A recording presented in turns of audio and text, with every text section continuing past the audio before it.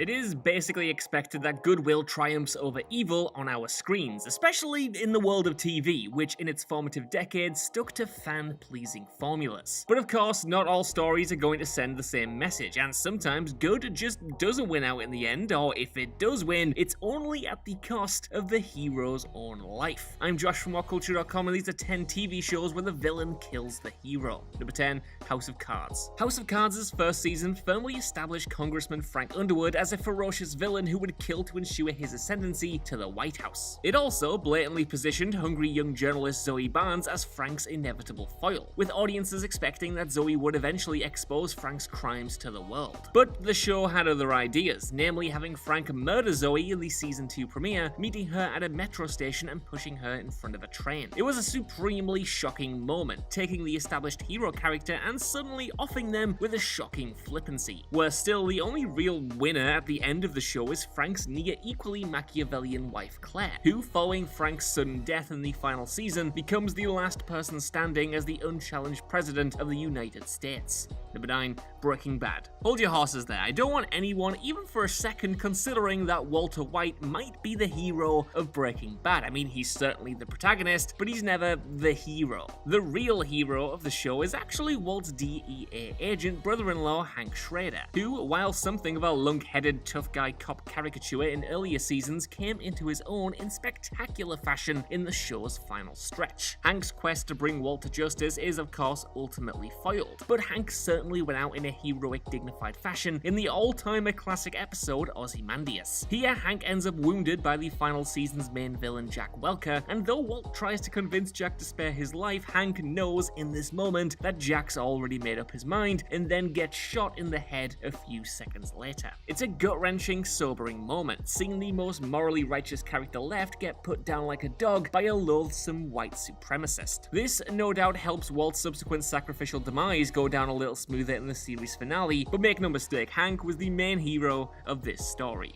Number 8, Lost. Though Lost was an undeniable ensemble-focused show, the Stewart protagonist was Jack Shephard, whose experiences the entire series is framed by, and who thoroughly proves his hero status in the series finale. In this episode, Jack gets mortally wounded by the Man in Black, who appears in the form of John Locke, but with some help from Kate, Jack manages to kill the Man in Black by kicking him off a cliff. In his final minutes of life, Jack's purpose is clear: to restore the light of the heart of the island, that is, by putting a giant stone cork back in. By doing so, Jack successfully prevents the island's destruction, and in the show's final shot, succumbs to his stab wounds. This is a classic example of a villain causing the hero's death without actually winning, given that the Man in Black dies with his plan vanquished. Still, Jack also dies, but he completes his mission while also finding the purpose he failed to after originally leaving the island, finally allowing him to move on to whatever is next. Number 7, Buffy the Vampire Slayer. There is no denying that Buffy the Vampire Slayer is a supernatural TV show where fantasy nonsense can and will resurrect any dead character at will. But it was still hugely surprising to see Buffy die at the primary villain's hand at the end of the very first season. In the season 1 finale titled Prophecy Girl, Buffy faces off against the Master, the ancient vampire antagonist who catches Buffy off guard and drinks her blood before discarding her unconscious body in a pool of water, leaving her to drown.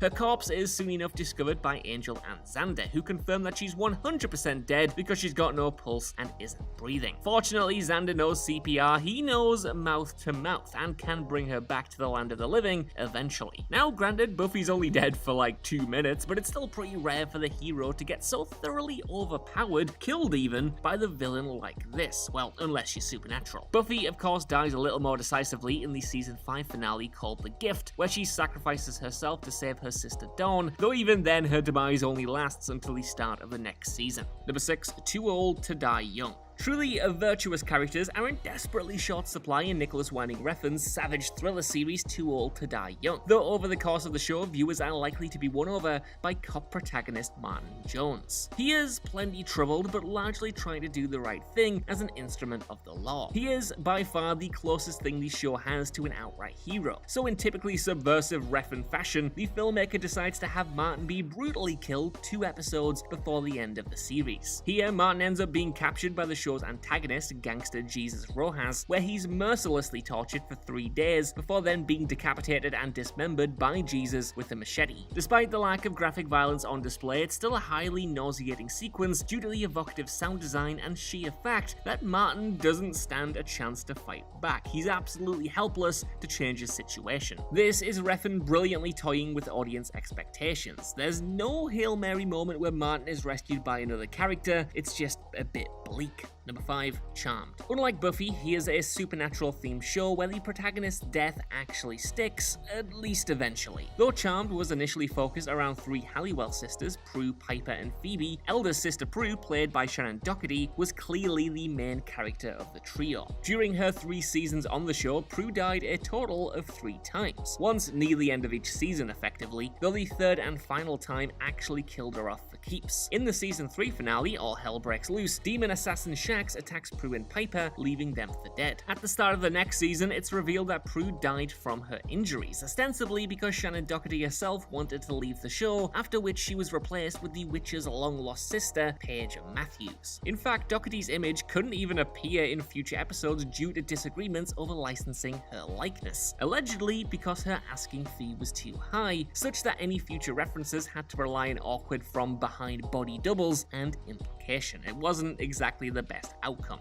Number 4, Big Love. HBO's Big Love wrapped up in truly shocking fashion when protagonist Bill Henriksen, played by the late great Bill Paxton, was suddenly shot and killed by his disgruntled, jealous neighbor Carl. Though there is a bittersweet aspect to Bill's death, as in his dying moments he finally accepts his first wife Barb's desire to become a priest, it was still hugely unexpected that he went out the way he did. Furthermore, the fact that we never learn about what becomes of Carl, who surely must have been spotted doing the deed, only makes it that much more surprising of an ending. It certainly divided the fanbase and didn't work for everyone, but at least concluded by showing how many of the principal characters used Bill's death as the impetus to move on with their lives. Number 3, The Shield.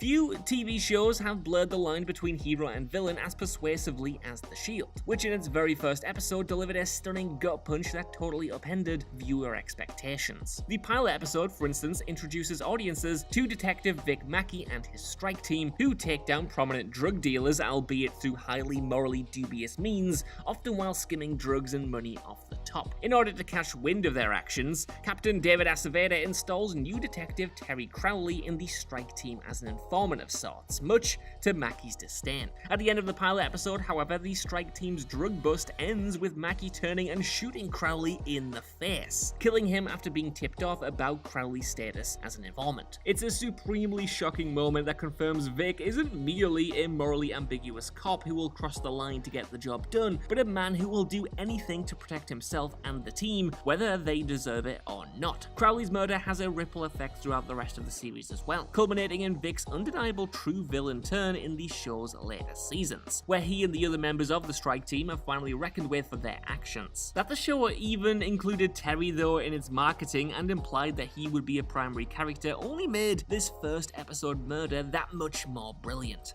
Number 2, Game of Thrones. Yeah, you all saw this one coming, but what people didn't see coming, at least at the time, was Ned Stark's head being removed from his shoulders in Game of Thrones. Well, that's if you hadn't read George R.R. Martin's books anyway before watching the TV show of Game of Thrones, as to most viewers, Ned Stark's demise in that first season's penultimate episode came as a colossal shock, and not even the casting of Sean Bean in the role tipped people off. The first season very clearly positioned Bean as the show's patriarchal protagonist, the steely hero who would guide viewers through this world. But in the 9th episode, titled Baelor, Ned ends up falsely confessing to treason and swearing fealty to Joffrey in order to save his daughters' lives. Yet even when Joffrey goes back on his word by ordering Ned's execution, audiences still presumably figured that he'd somehow be saved at the last moment. I mean, this is Sean Bean, we're barely a season in. Director Alan Taylor clearly knew this as well, milking the scene for every last drop of suspense possible until indeed, Ned is decapitated with his own sword right at the very end. Ned's death, of course, had a defining impact on the show's primary characters for the 7 seasons that followed, while also instantly elevating Joffrey into the annals of all-time most loathsome TV villains, such that his own gnarly demise in season 4 proved to be oh so satisfying.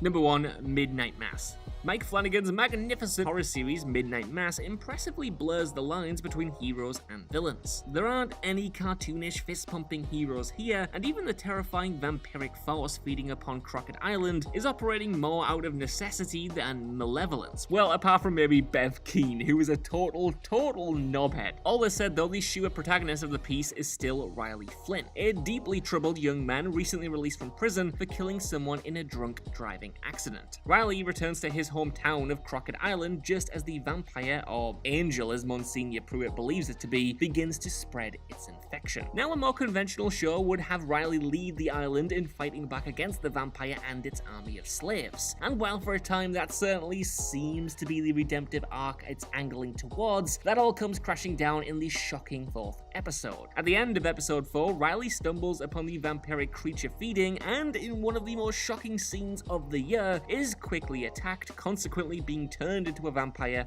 himself. In the next episode, Riley attempts to make sense of his new condition and resolves that the only way to convince his love interest Erin that he's telling the truth about the vampires in town is to show her the symptoms firsthand. So Riley ends up taking Erin out onto the lake just as the sun rises, causing him to horrifyingly burst into flames and quickly turn to ash like a piece of bacon left in the frying pan. And yeah, while you can argue that Riley really killed himself in this moment, at this point he's undead. He'd already technically been killed once, and the vampire who bled him dry effectively signed his death warrant by turning him in the first place.